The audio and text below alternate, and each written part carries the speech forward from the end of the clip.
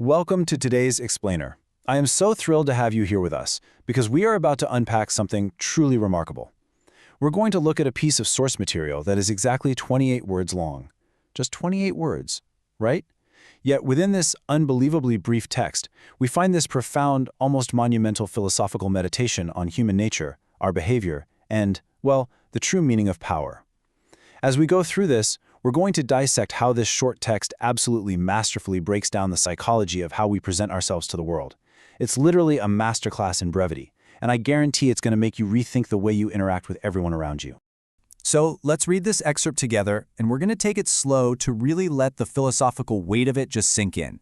The author writes, "Weak men versus strong men. Weak men try to convince the world that they are not weak. Strong men do not convince the world of anything."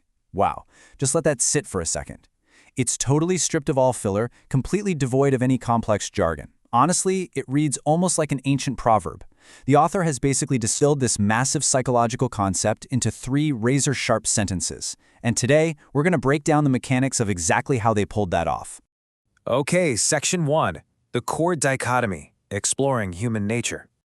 All right, let's dive into this by exploring the core dichotomy the author presents to us.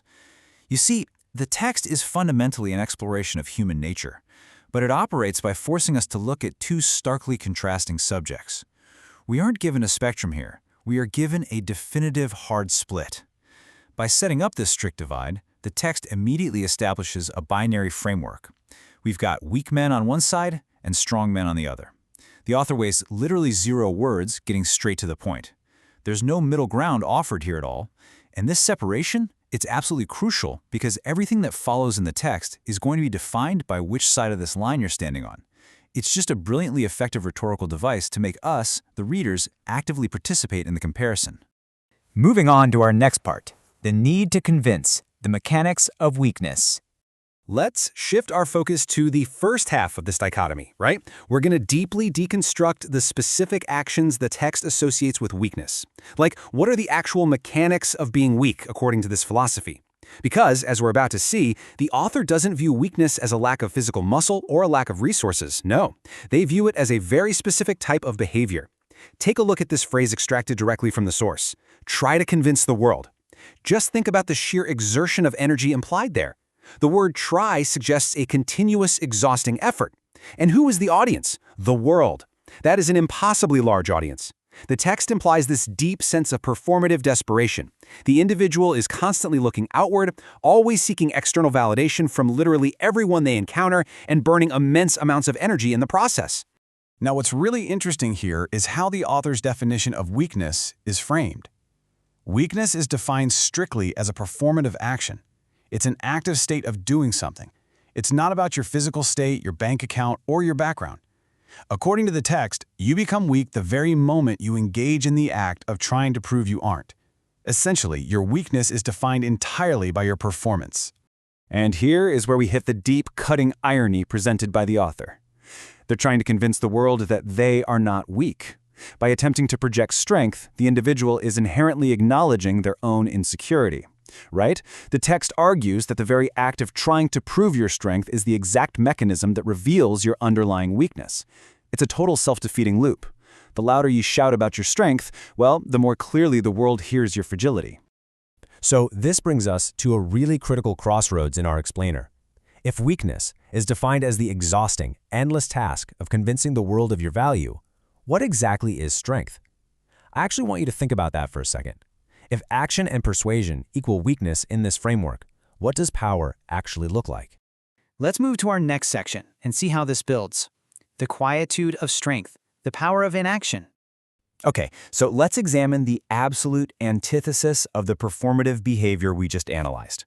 We're moving from the loud, exhausting effort of persuasion into a completely different realm of human behavior entirely. Look at these 3 words, do not convince. We can contrast this immediately with the earlier concept of try to convince. You see, the text frames the complete lack of action as the ultimate power move. There is absolutely no effort. There's no audience being targeted. There's no desperation whatsoever. The author is basically suggesting that real strength is entirely internal, and it requires 0 external validation. So, our definition of strength, derived directly from the excerpt, is simply this: not convincing the world of anything. True power, according to this philosophy, lies in silence.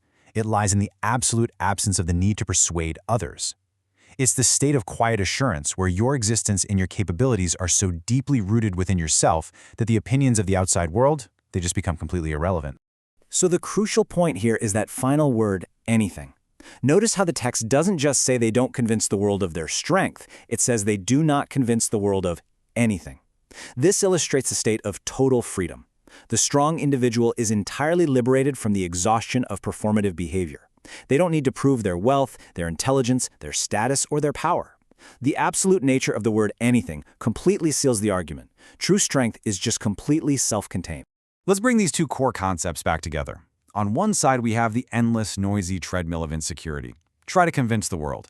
And on the other, we have the quiet, immovable foundation of true confidence. Do not convince the world. This brilliantly summarizes the author's main argument. One path completely drains your energy. The other preserves it entirely. And that brings us to our final part, the final takeaway, reflecting on the text. We're coming to the end of our analysis here, and it's time for the final takeaway. You know, it's one thing to analyze a philosophical text, but the real value of an explainer like this comes from how we reflect on the text and actually apply its logic to our own lives. How does this 28-word meditation actually mirror our daily reality? Like, why do we try to convince the world? Think about your own social media, your conversations at work, the way you dress, or even the stories you tell. How much of that is a genuine expression of who you actually are, and how much of it is a deliberate attempt to convince the world that you belong on the strong side of the dichotomy? Grasping this concept matters so much because it essentially forces a mirror up to our hidden motivations. And this brilliantly illustrates the ultimate destination the author really wants us to reach. Strong men do not convince the world of anything. This concluding sentence is the core lesson of quietude and self-assurance. When you truly possess something, whether it's strength, intelligence, or value, it emanates naturally. It doesn't require a PR firm or a marketing campaign, it just is. I'm going to leave you with this final provocative thought to take with you today. Where is your energy going? Is it going into actually being strong or just trying to convince the world you are? Are you building a quiet, immovable foundation, or are you exhausting yourself on a loud, performative stage? It's a pretty heavy question, especially derived from just 28 simple words, but it's one that literally has the power to completely change how you walk through the world. Thank you so much for joining me for today's explainer, and I really hope this leaves you pondering the true nature of your own quiet strength.